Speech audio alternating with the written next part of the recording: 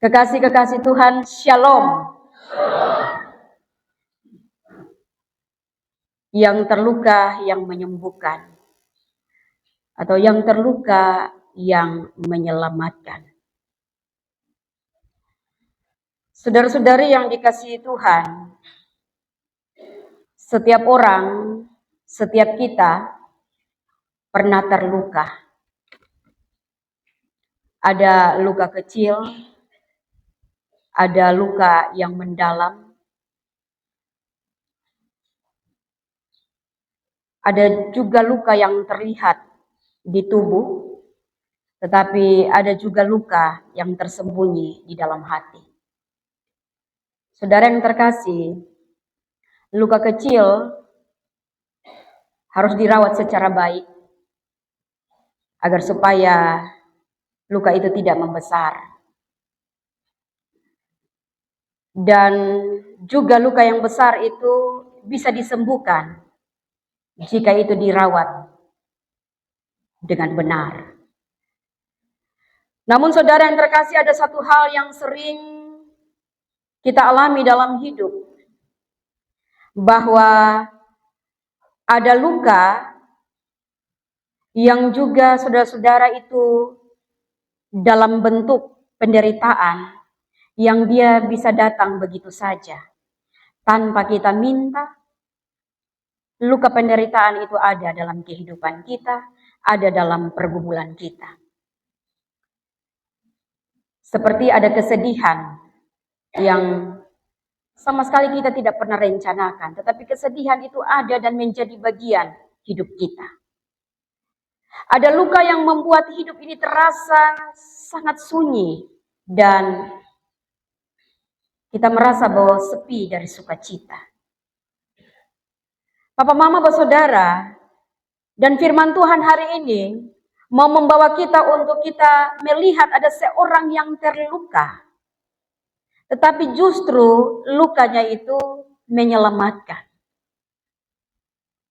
Nabi Yesaya dalam Yesaya 53 berbicara tentang seorang yang disebut hamba Tuhan. Dia bukan orang yang dipuji oleh dunia. Justru dia ditolak, dia dihina, dia direndahkan, dan dia penuh dengan penderitaan. Alkitab bahkan mengatakan ia dihindari oleh orang banyak, penuh dengan kesengsaraan. Tetapi saudara, justru disinilah letak misteri dari karya Allah. Firman Tuhan dalam ayat yang keempat berkata, sesungguhnya penyakit kitalah yang ditanggungnya, dan kesengsaraan kita yang dipikulnya. Dan puncaknya ada dalam ayatnya yang kelima. Ayat ini sangat terkenal. Oleh bilur-bilurnya kita menjadi sembuh. Saudara yang terkasih, ini sesuatu yang sangat berbeda dari cara pikir dunia. Biasanya kita menganggap bahwa orang yang kuatlah yang akan dapat menyelamatkan. Orang yang kuatlah yang dapat menolong orang yang lemah. Tetapi saudara, hamba Tuhan dalam bacaan ini, dia menyelamatkan melalui penderitaan. Dia menyelamatkan melalui kelemahan. Dan saudara, di kemudian hari, orang-orang percaya melihat bahwa yang kita baca dalam Yesaya 53 ini adalah nubuat dan itu digenapi dalam diri Yesus Kristus. Nubuat ini ternyata oleh orang-orang percaya, mereka lihat bahwa ini digenapi dalam diri Yesus. Ini tergambar dalam diri Yesus. Bahwa dia datang bukan sebagai raja yang kuat, yang perkasa untuk berperang. Tetapi dia datang sebagai hamba yang taat. Dia dihina, tetapi ia tidak pernah membalas. Dia disiksa, tetapi dia tidak melawan. Dia memikul salib. Dihukum seperti seorang penjahat. Padahal saudara, dia tidak melakukan dosa. Yesus, dia terluka bukan karena kesalahannya, tetapi dia terluka karena kita. Dia terluka karena dosa manusia. Dia terluka karena kejahatan manusia. Dia terluka karena pemberontakan manusia. Saudara, semuanya ini dia tanggung di atas kayu salib. Saudara, disitulah terjadi keselamatan. Salib yang tampaknya seperti sebuah kekalahan. Salib yang tampaknya sebuah kelemahan. Ternyata saudara, salib menjadi jalan keselamatan bagi dunia. Dan Bapak Mama saudara yang terkasih, kalau kita merenungkan kitab Yesaya 53 ini, dan kalau kita kembali merenungi tentang kehidupan kita, tentang pergumulan kita, penderitaan-penderitaan kita. Kadang-kadang saudara kita berpikir bahwa sulitnya hidup saudara dan saya ini, begitu sulitnya hidup kita, kadang-kadang kita berpikir bahwa itu berarti Tuhan jauh. Kalau kita mendapatkan masalah yang bertubi-tubi, kita menganggap bahwa Tuhan begitu jauh dengan kita. Tetapi Yesaya 53 justru mau mengatakan sebaliknya. Bahwa saudara, Allah itu tidak jauh dari penderitaan manusia.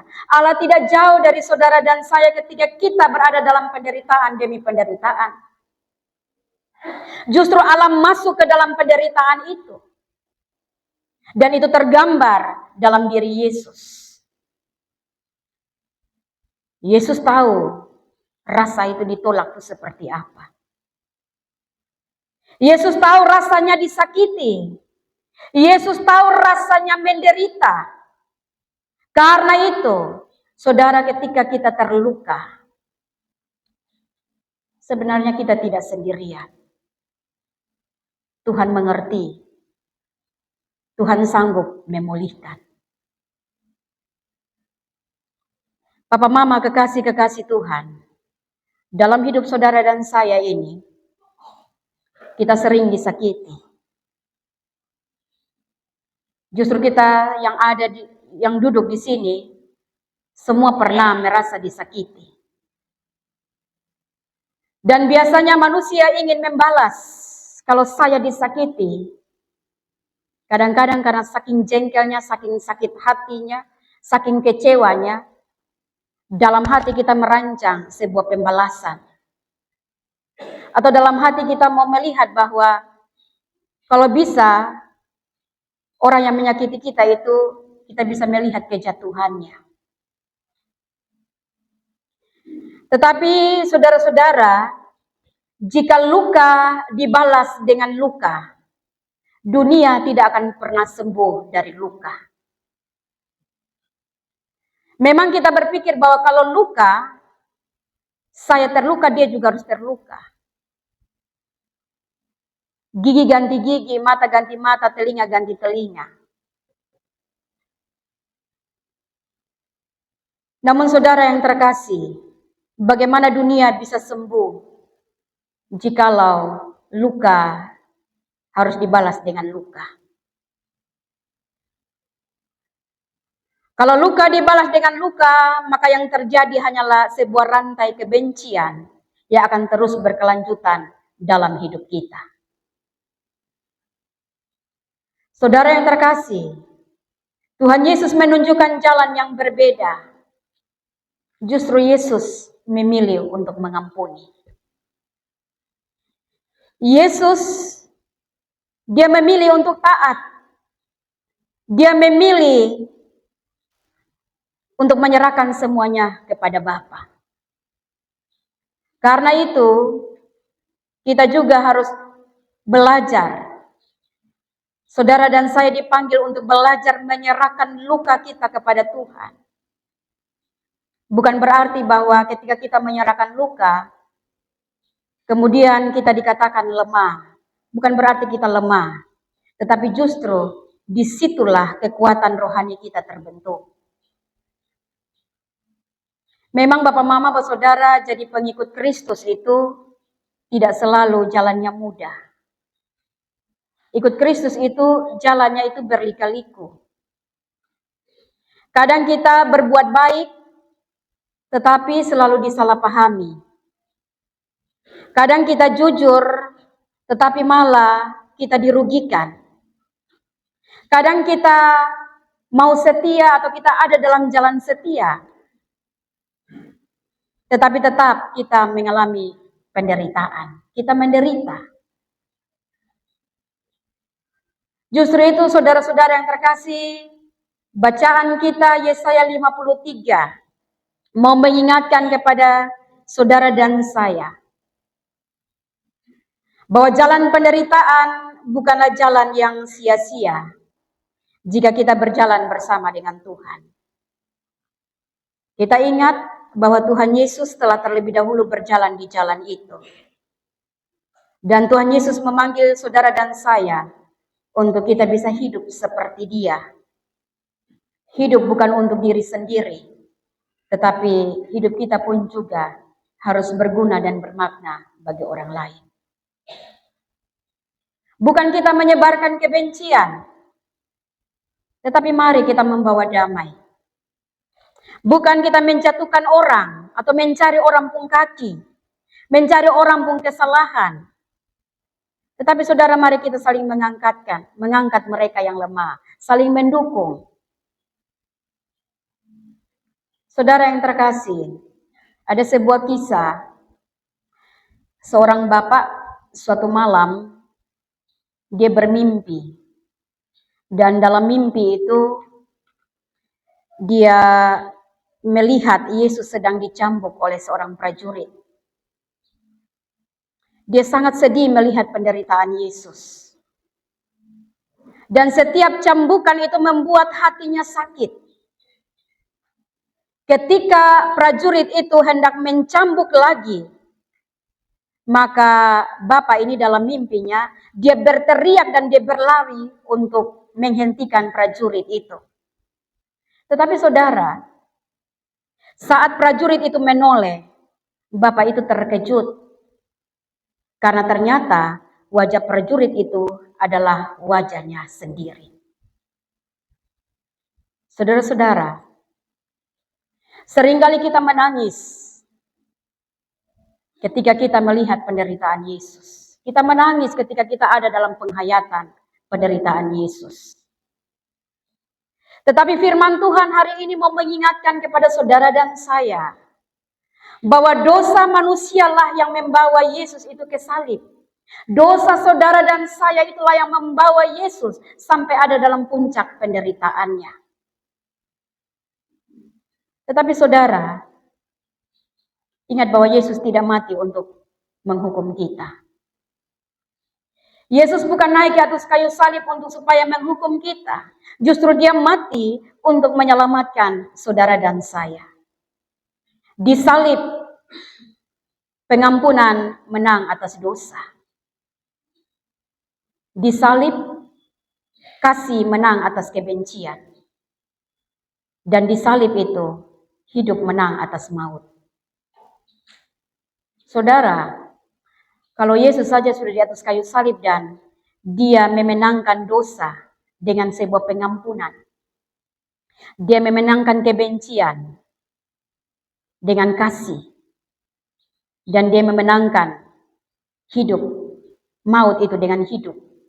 Bahwa Dia tidak hanya mati, tetapi Dia bangkit. Yang akan kita rayakan nanti dalam Paskah. Lalu, sampai kapan? Sampai kapan kau mau terus kalah dengan dosa? Sampai kapan kau mau terus kalah dengan kebencian? Kalah dengan maut? Dengan tidak mau mengampuni? Tidak mau mengasihi?